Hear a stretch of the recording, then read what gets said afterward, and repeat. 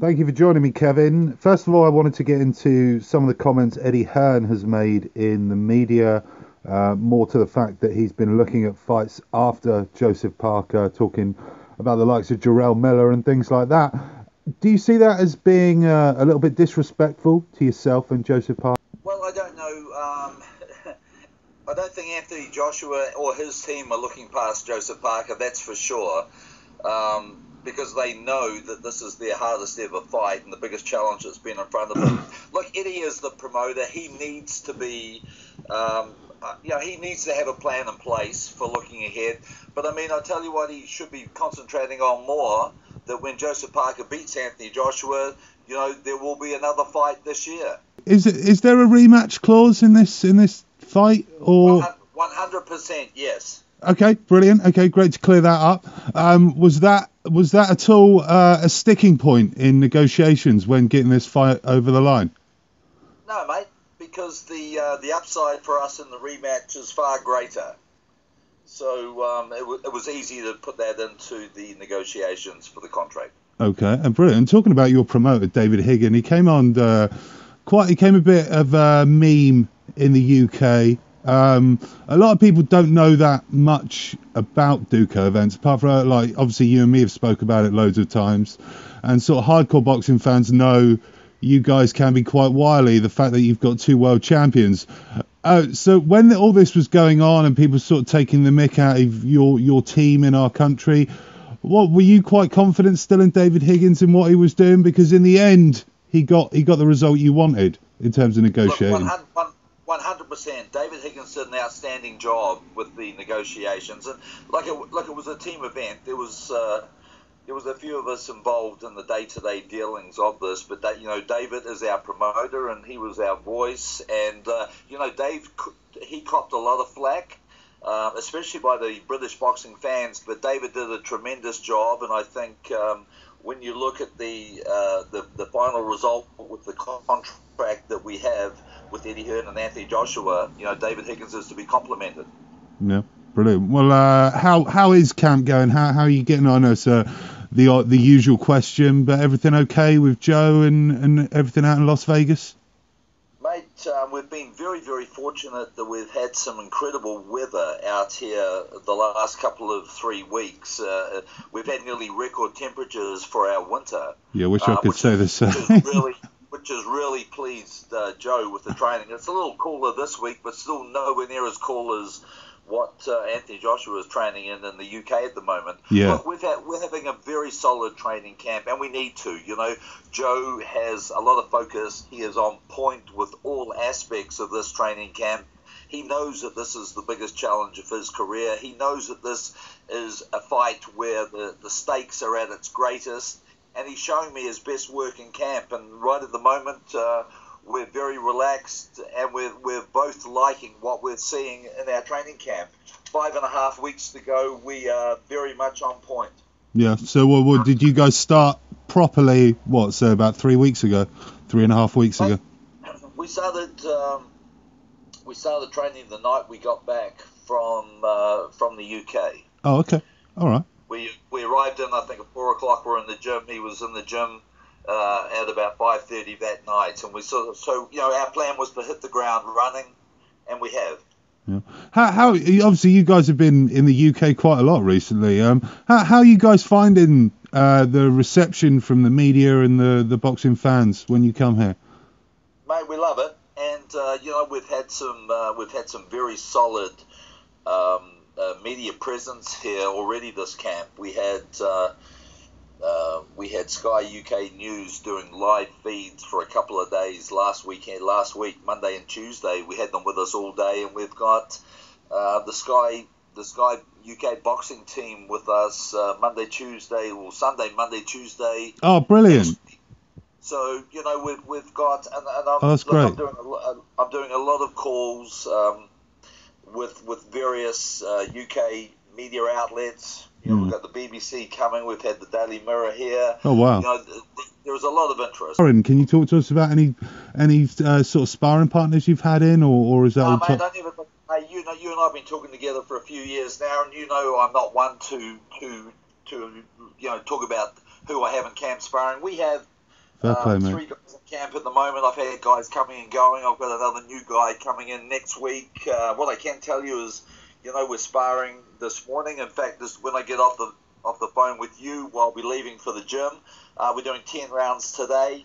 Look, sparring's going well. It's like all aspects of our training. I'm at the moment, touch wood, we're doing everything right, and we're getting some really nice results. And Joe's looking, extremely sharp. I'm not sure if you saw the little video that was circulating on the media yesterday. Yes, I did. It shows people the shape that Joseph Parker's in, and it shows him, he's looking very fast at the moment. Yeah. So what differences will we see? Can you tell us we'll see in Joseph Parker from the Hughie Fury fight to the Anthony Joshua fight? Well, obviously the Hughie Fury fight, Joseph Parker was having to come forward for 12 rounds. If we come forward for 12 rounds in this fight, it's never going to go 12 rounds because you've got 2 big guys who are going to come and throw punches. So, the tactics and the strategies and the game plan for us is obviously a lot different fighting a guy who's coming forward than a guy who's moving backwards.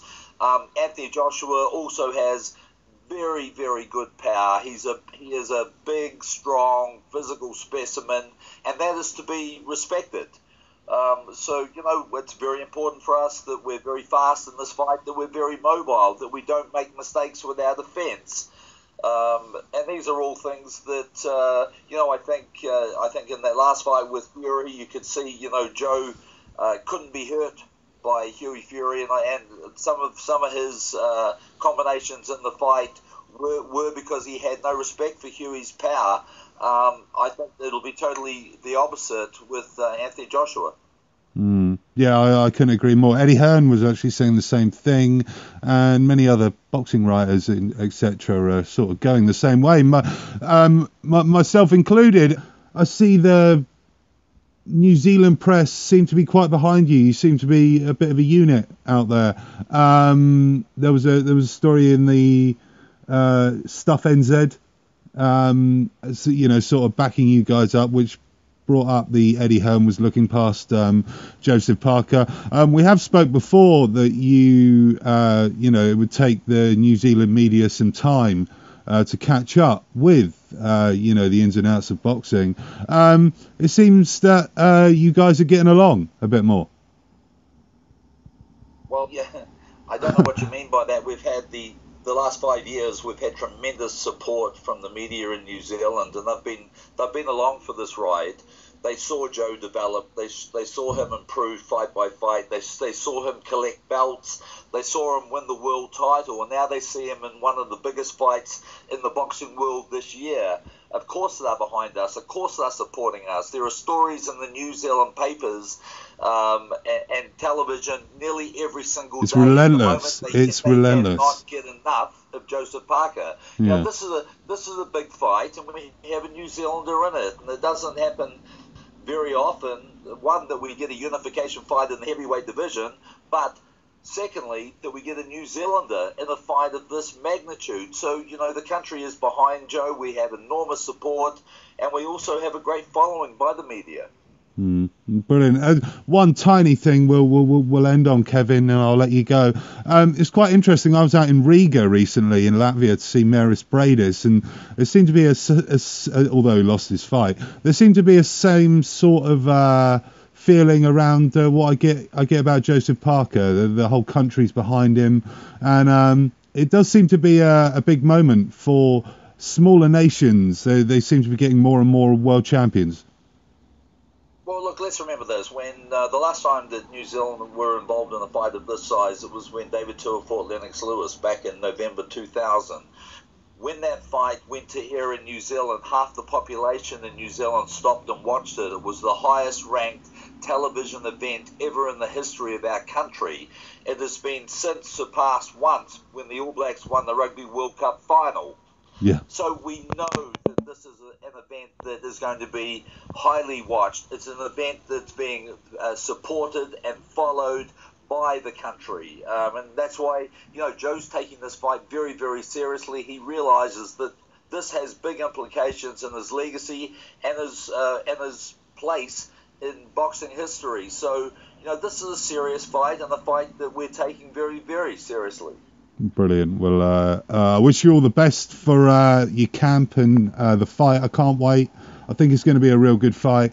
Two fighters who have no problem fighting. When are you guys coming to the UK, Kevin? Mate, we'll be there 2 weeks beforehand. It's something we've always done.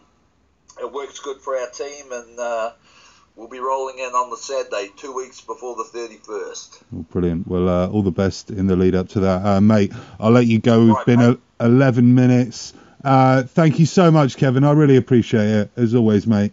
Hey, Adam, let's talk next week, mate, and I'll give you another update. Oh, brilliant. Cheers, Kevin. You take care, mate.